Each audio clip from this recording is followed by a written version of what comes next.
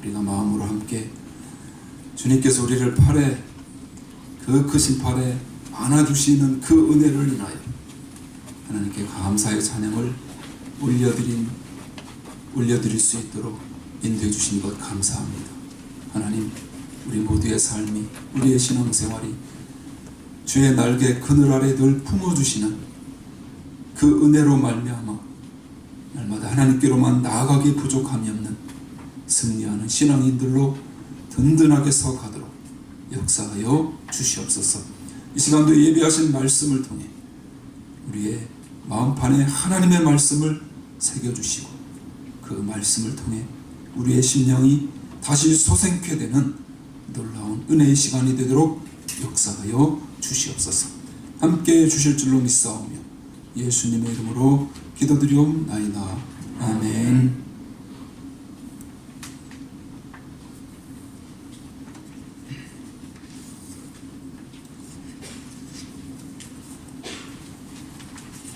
너무 반갑습니다. 요즘에는 감기 때문에 그런지 이렇게 주일날 앞에서 서면 안 오시는 분, 교회를 못 오시고 빠지시는 분 있으면 그냥 걱정부터 돼요. 감기 걸려서 또 몸이 아파서 못 오시는구나. 어쨌든 이번에 특별한 해인 것 같습니다.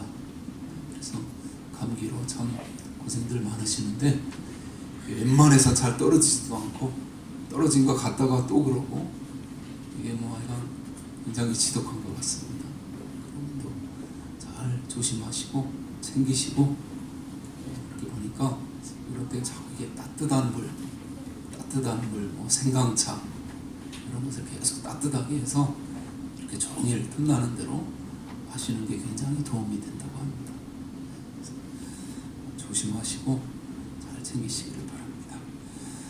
우리 지난 1월달 암송 그 달력에 나온 말씀 이제 다 외우셨죠? 네? 정말 그렇게 잘 안 외워지는 말씀은 저도 참 처음인 것 같은데 그래도 그 말씀이 너무 귀하고 좋습니다. 그래서 그렇게 암송하시고 오늘 2월이니까 저희 금요일 날마다 우리 열심히 그 달의 말씀을 같이 외워요. 그러니까 이렇게 집에서 하는 것도 좋지만 이렇게 교회 와서 함께 외우면 더 도움이 되는 것 같아요. 오늘 이제 2월 첫째 주일인데 2월 달 말씀 그러면 혹시 보셨나요? 마태복음 6장 한번 찾아보시겠습니다. 마태복음 6장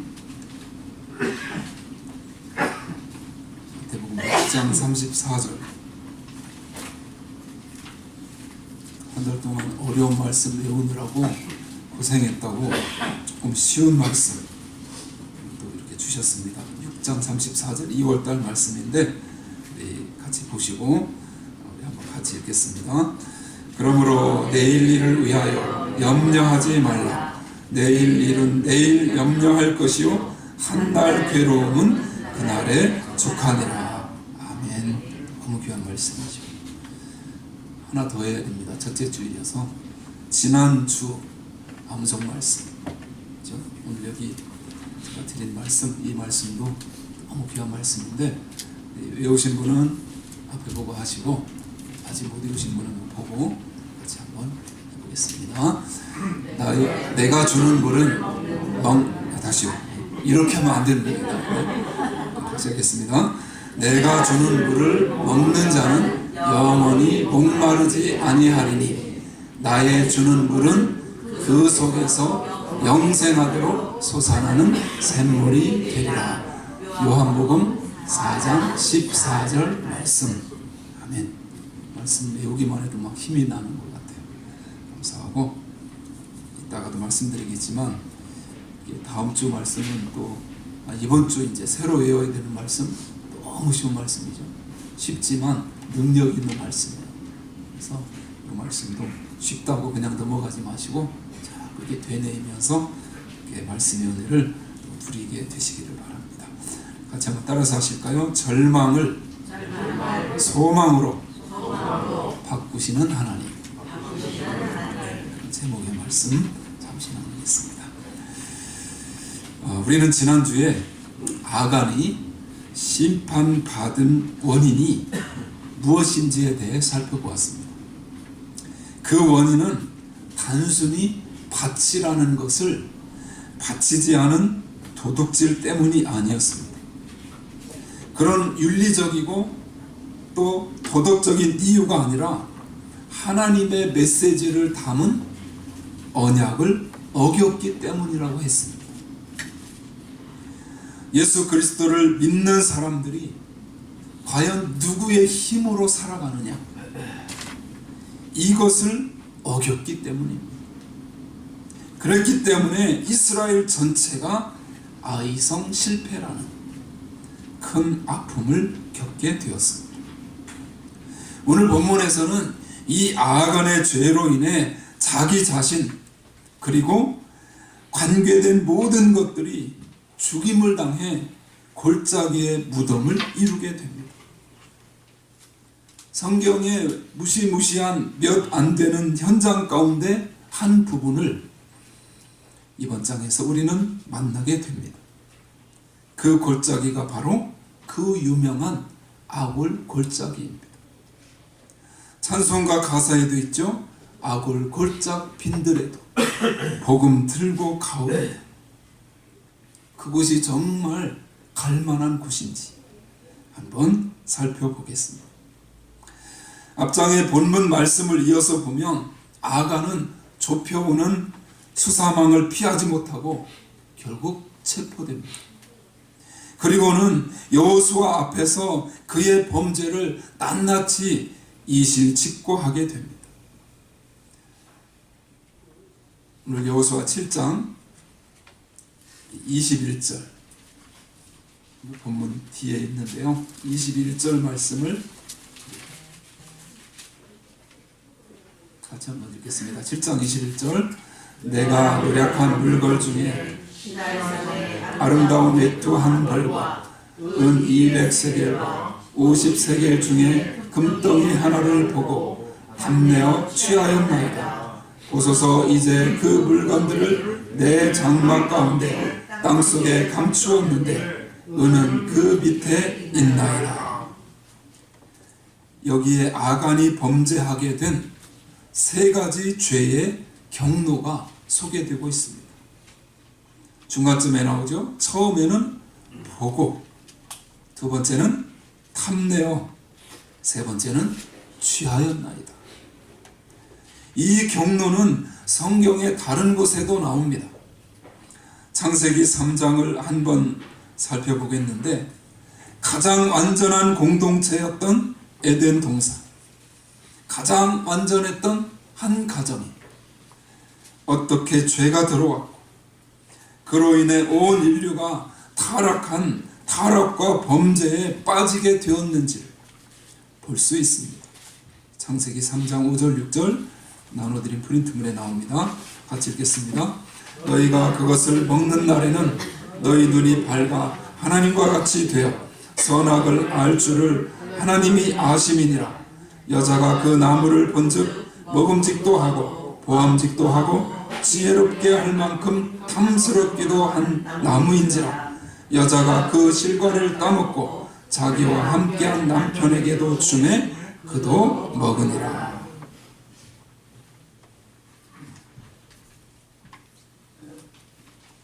여자가 그 나무를 본즉 그랬죠. 본즉 그렇게 되어 있습니다. 아간도 죄가 들어오는 경로의 첫 번째가 보고라고 했습니다. 다음으로 먹음직도 하고 보암직도 하고 탐스럽기도 한이라고 말합니다. 두 번째는 탐스럽기도 한입니다. 그래서 세 번째로 결국은 여자가 그 열매를 따먹고 남편에게도 주어서 그도 먹었다고 기록되어 있습니다. 아간의 범죄의 이면에는 탐심이 작용했습니다. 성경을 보면 탐심의 문제에 대해서는 하나님께서 굉장히 중한 범죄로 다루시는 것을 볼 수 있습니다. 이것이 사람이 살아가는 데 있어서 얼마나 심각한 문제였던지 십계명에도 들어가 있습니다. 마지막 10번째 계명이 너는 남의 것을 탐내지 말라입니다. 그러면 탐심은 어떻게 우리 영혼과 심령 속에 들어오게 되나요? 마음속에 만족함이 없을 때 이 탐심이 들어옵니다. 예를 들어서 하나님이 어떤 사람에게 필요한 것 8가지를 주셨는데 그것으로 만족하지 못할 때 탐심이 생긴다는 것입니다. 만족하지 못한다는 말은 불만족이라는 뜻입니다. 그런데 이 불만족은 우리의 주권자이시며 주인 되시는, 우리의 모든 것을 공급하시는 공급자 하나님께 대한 거역인 것입니다. 하나님께 대한 불신앙이요 불만족입니다. 가나안의 삶, 즉 그리스도인의 삶이라는 것은 이 땅에 나그네로 살아가면서 하루하루 누구의 힘으로 사느냐 하는 것의 싸움이라고 말씀드렸습니다. 하나님께서 10가지를 주셨으면 그 10가지가 복입니다. 만일 5가지를 주셨다면 그 5가지 역시 복입니다. 왜 저 사람한테는 10가지를 주셨는데 나한테는 5가지밖에 안 주나? 그런 마음이 들기 시작하면 그때부터 불행이 시작되는 것입니다. 그런데 많은 그리스도인들이 하나님이 주신 복에 대해서 만족하지를 못합니다. 그런 사람에게 탐심이 찾아오는 것입니다. 그러면 이 탐심이 얼마나 대단한 죄이기에 아간과 함께 속한 모든 것들을 골짜기에 묻고 돌로 죽이고 이것을 오늘날까지 우리에게 들려주는지 우리는 살펴보아요. 오늘 7장 15절 말씀을 보시면 먼저 아간의 범죄를 하나님께서 어떻게 규명하고 계신지 볼 수 있습니다. 오늘 7장 15절 말씀 같이 읽습니다. 바친 물건을 가진 자로 뽑힌 자를 불사르되 그와 그 모든 소유를 그리하라. 이는 여호와의 언약을 어기고 이스라엘 가운데서 망령된 일을 행하였음이라 하셨다 하라. 첫째는 여호와의 언약을 어기고, 둘째는 아간이 자신의 집에서가 아니라 이스라엘 가운데서 어떻게 했다고요? 망령된 일을 행하였음이라고 말씀합니다. 아간이 외투와 또 금 몇 덩이 숨긴 것을 가지고 하나님이 책망하시는 것이 아닙니다. 언약을 어겼고 또 거기서 멈춘 것이 아니라 망령된 일을 행했다고 하십니다. 여기서 망령되다라는 말은 히브리어로 네발라입니다. 네발라. 이 네발라는 단어가 동사로 사용될 때는 남편이 있는 여자가 다른 남자와 부적절한 관계를 맺는 행위를 뜻합니다. 뭐가요? 바로 탐심이 그렇다는 것입니다. 하나님은 탐심의 죄를 그렇게까지 확대시킵니다. 그렇기 때문에 이 탐심이라는 죄가 단순한 것이 아닙니다. 그런 의미에서 하나님의 자녀들, 즉 그리스도의 신부인 우리들은 하나님의 주권과 그분의 공급하심과 은혜로만 살도록 지음받았다는 사실을 우리는 잊지 말아야 합니다. 그런데 거기서 만족하지 못하니 자꾸만 다른 것들을 넘겨다 보게 되는 것입니다. 결국 탐심의 문제는 단순한 도둑질의 문제가 아니라 하나님을 두고 다른 우상에게 절을 하는 것과 똑같다는 말입니다. 그래서 골로새서 3장 5절은 탐심은 우상 숭배니라고 말씀합니다. 사도 바울이 빌립보서 4장 13절에서 이런 유명한 말을 했습니다. 이번 주에 우리가 암송해야 하는 말씀인데요. 같이 한번 해보실까요? 여기 있습니다. 같이 하십니다. 내게 능력 주시는 자 안에서 내가 모든 것을 할 수 있느니라. 그가 이 구절을 어디에서 쓴 줄 아십니까? 이 구절을 감옥에서 썼다는 사실을 기억하십시오. 하나님이 오늘 이 시대, 이 시간에 나를 감옥에 두신 것이라면 나에게 그것이 복이다라는 말입니다. 여러분, 세상적인 기준은 잘 먹고 잘 사는 것이 행복이고 가난하고 못 사는 것이 불행입니다. 그러나 하나님의 기준은 그 기초가 다릅니다. 사도 바울의 고백을 통해서 알 수 있습니다. 빌립보서 4장 11절에서 어떠한 형편에서든지 내가 자족하기를 배웠노니, 그리고 13절에서 내게 능력 주시는 자 안에서 내가 모든 것을 할 수 있느니라, 그렇게 증거합니다. 하나님의 복음을 위해서 감옥에 들어가 지내라고 하시면 나는 그것도 잘 할 수 있다는 말입니다. 우리는 그렇게 살도록 지음을 받았기 때문입니다. 5을 주면 5을 가지고 만족하며 사는 것이 복되도록 되어 있습니다. 그런데 인간은 좀처럼 만족하지 못하는 것이 문제입니다. 다시 아간의 문제로 돌아와서 생각해 보겠습니다.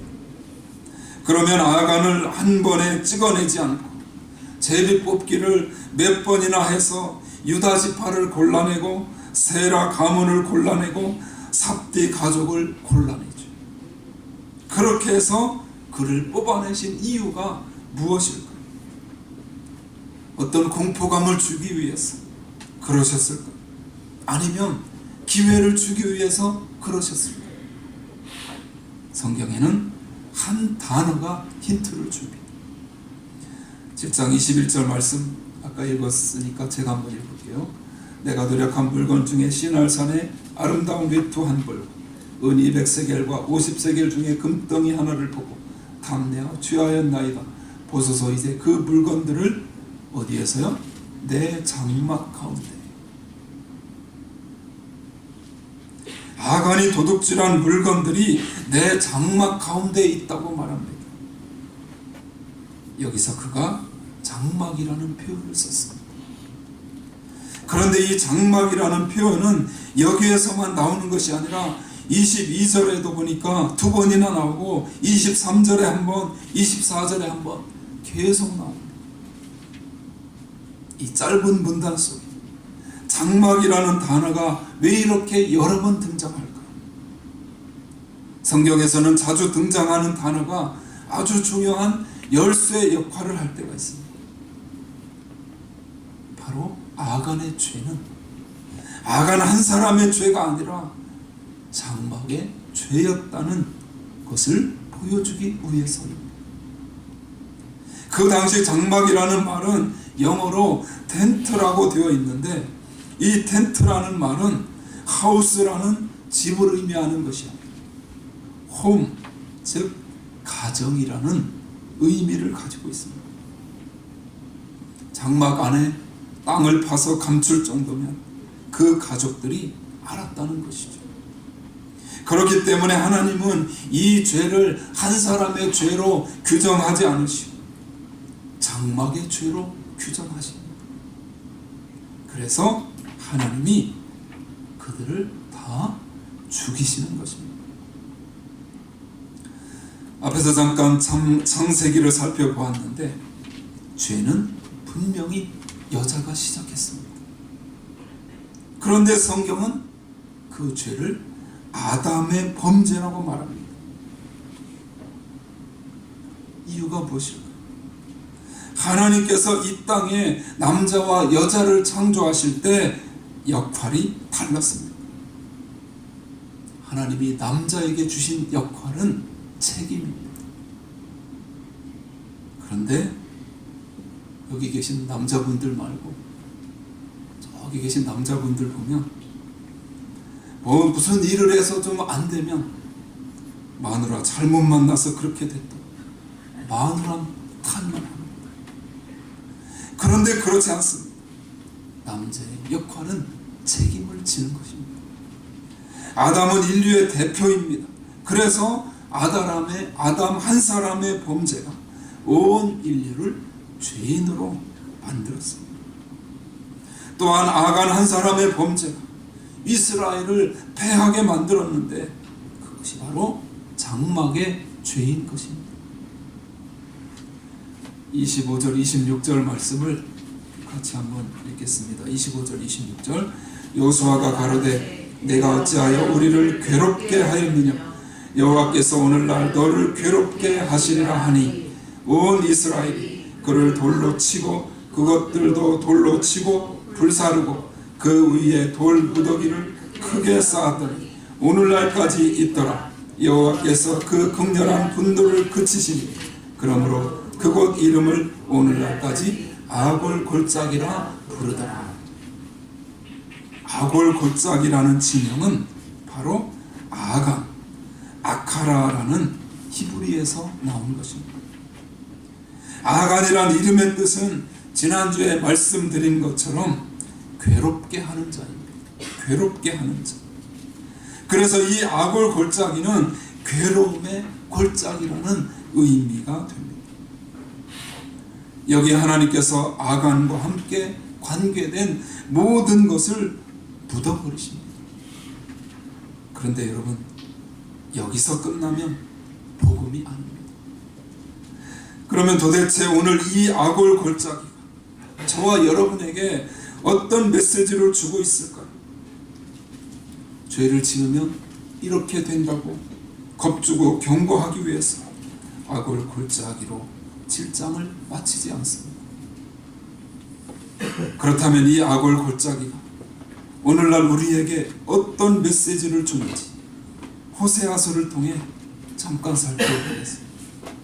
먼저 배경이 되는 이야기를 떠올려 보겠습니다. 호세아서는 음란한 아내 때문에 고통당한 선지자의 아픈 사랑의 이야기입니다. 선지자에게 아내가 있었는데 이 아내가 바람기가 많습니다. 집을 나가서 데려다 놓으면 또 집을 나가고 그것을 계속해서 반복합니다. 하지만 선지자는 그런 아내를 버릴 수가 없었습니다. 하나님이 그 여자와 살라고 명령을 하셨기 때문입니다. 그런 아내를 데리고 살아야 하는 비련의 선지자가 바로 호세아입니다. 이 호세아라는 말은 예수 그리스도를 말합니다. 즉 호세아는 그리스도의 그림자입니다. 그런데 그의 아내가 바람이 났는데 왜 바람이 났는지 호세아 2장을 한번 펴보시겠습니다. 성경 호세아 2장 구약성경 1258페이지 몇 절을 봐야 돼서 그냥 성경을 펴서 보도록 하겠습니다. 1258페이지 호세아 2장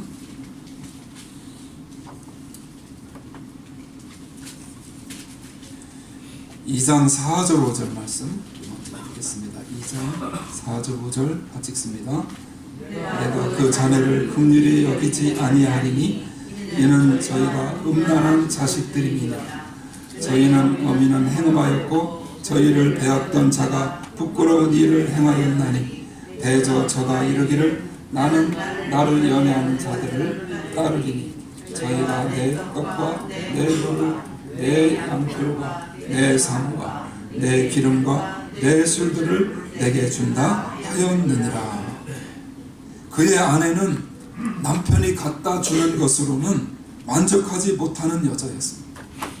그래서 바람이 났는데 그 이유를 보니까 연애하는 자가 먹을 떡과 물과 옷 모든 것들을 준다고 약속했다는 것입니다. 이것은 오늘날 우리에게 무엇을 보여줄까요? 예수 그리스도를 구주로 나의 주님으로 고백하면서 그분만 의존하는 것이 아니라 다른 것들을 자꾸만 쫓는 바람난 여인과 같은 삶을 사는 그리스도인을 상징하는 것입니다. 그런데 남편이 갖다 주는 것으로는 만족하지 못해 바람난 아내의 남편이 어떻게 하는지 6절 다음 6절을 같이 읽겠습니다. 그러므로 내가 가시로 그 길을 막으며 담을 쌓아 저로 그 길을 찾지 못하게 하리니. 이 남편의 처지를 보십시오. 아내가 바람 피우지 못하도록 가시로 길을 막기도 하고 철조망 같은 걸 쳐놨다는 거죠. 담을 쌓기도 하면서 얼마나 속이 상했겠습니까?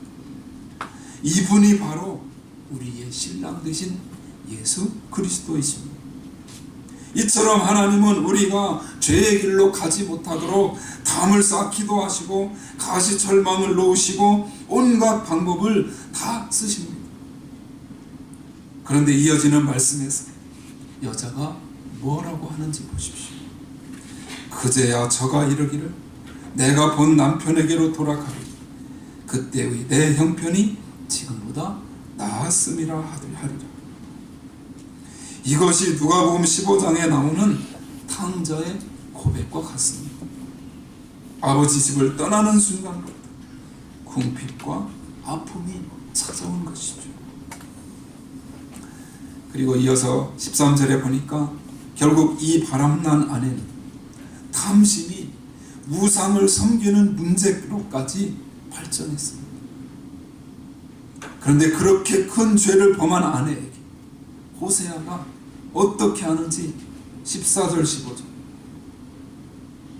15절 말씀 같이 읽습니다. 그러므로 내가 저를 계유하여 거친 들로 데리고 가서 말로 위로하고 거기서 비로소 저의 포도원을 저에게 주고 악을 골짜기로 소망의 문을 삼아 주리니 저가 거기서 응대하기를 어렸을 때와 애굽 땅에서 올라오던 날과 같이 하리라. 여호수아서에서는 악을 골짜기가 저주와 심판과 멸망의 상징으로 아간과 그 가족과 그에 속한 모든 것들이 묻힌 것입니다. 그래서 절망으로 끝나는 것 같답니다. 호세아서를 통해 보니까 악을 골짜기가 오히려 무슨 문이 되었다고요? 소망의 문이 됩니다. 우리를 향한 하나님의 일방적인 사랑으로 저주의 장소였던 그 악을 골짜기 십자가를 세우시고 예수 그리스도로 하여금 우리 대신 죽게 하신 것입니다. 따라서 우리는 이 소망의 문에 담긴 의미가 무엇인지 알아요. 이것은 막연한 희망이나 무언가를 소망한다는 그런 뜻이 아니에요. 소망을 뜻하는 히브리어는 티크와입니다. 티크와. 이것은 줄을 의미합니다. 줄. 그러면 소망이라는 단어 대신 줄이라는 단어를 넣어 말씀을 읽어보면 이렇습니다. 거기서 비로소 저희 포도원을 저에게 주고 악을 골짜기로 줄의 문을 삼아 주리니가 됩니다. 이 줄의 문은 여호수아서에서 나옵니다. 이스라엘 군대가 여리고를 향해 진격해 들어갈 때 여리고성의 모든 것들이 심판 아래 있었습니다. 그렇지만 이 라합은 그의 가족과 함께 구원을 받게 됩니다. 그런데 그 근거가 된 것이 바로 줄이 내리워진 문이었습니다. 슬프고 비통한 세월을 살아야 했던 라합은 창문에 달아내린 그 구원의 줄, 그 소망의 줄을 통해서 구원을 얻었고 오늘날까지 성경의 구원의 메시지로 소개되고 있습니다. 그런 의미에서 여러분, 우리가 죄로 인해 마땅히 죽었어야 할 그 악을 골짜기, 호세아 선지자로 상징되는 우리의 영원한 대제사장이신 예수 그리스도께서 대신 죽으신 소망의 장소가 되어진 것을 믿으시기를 바랍니다. 우리의 신랑 되신 예수 그리스도께서 지금도 우리를 순결한 신부의 모습으로 초대하고 부르십니다. 그리스도 안에 있을 때만 진정한 자유와 부요가 있다고 말씀하십니다. 그러므로 이제 우리는 다시 한번 방황하며 흐트러졌던 지난 걸음들을 정리하고 악을 골짜기에서 마땅히 죽었어야 할 우리의 과거와 현재의 삶을 묻어버려야 할 줄로 믿습니다. 그리고 부활하셔서 절망 속에 있던 우리에게 소망의 문이 되어주신 예수 그리스도께 달려가야 할 줄로 믿습니다. 예수님께서 이렇게 선포하셨습니다. 우리 요한복음 10장 7절로 9절 말씀 마지막으로 함께 읽습니다. 내가 진실로 진실로 너희에게 말하노니 나는 양의 문이라. 나보다 먼저 온 자는 다 절도요 강도니 양들이 듣지 아니하였느니라. 내가 문이니 누구든지 나로 말미암아 들어가면 구원을 얻고 또는 들어가며 나오며 꼴을 얻으리라. 아멘. 사랑하는 여러분, 오직 양의 분이신 예수 그리스도를 통해서 우리는 구원과 무한한 자유와 이 세상 어떤 것과도 바꿀 수 없는 진정한 행복을 얻을 수 있음을 믿으시기 바랍니다. 우리 모두 영원한 신랑 되신 그리스도의 초대에 기쁨과 감사함으로 응하여 우리의 남은 생에는 오직 그분만을 섬기는 아름다운 그리스도의 신부가 되어 영원한 소망의 문이 되어주신 예수 그리스도께로만 달려가는 은혜가 넘치게 되시기를 주님의 이름으로 축원합니다.